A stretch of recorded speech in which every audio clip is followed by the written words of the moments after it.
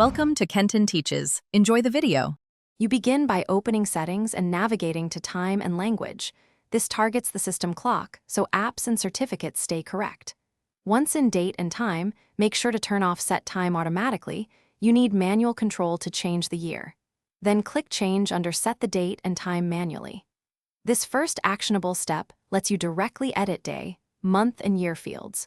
Do it now so the next steps operate on the manual values you set. You now edit the date dialog. Change the year field to the desired value and confirm month and day are correct.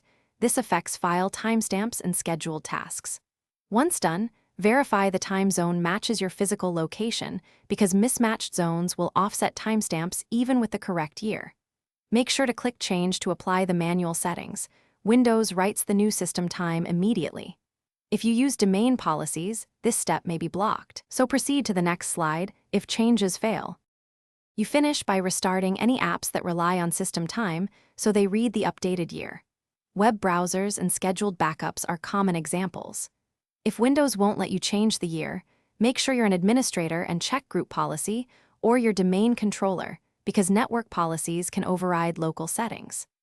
As a troubleshooting tip, run command prompt as admin and use w32tm/resync to force time synchronization. This helps reconcile manual changes with Thanks for watching. Please subscribe if this video was helpful.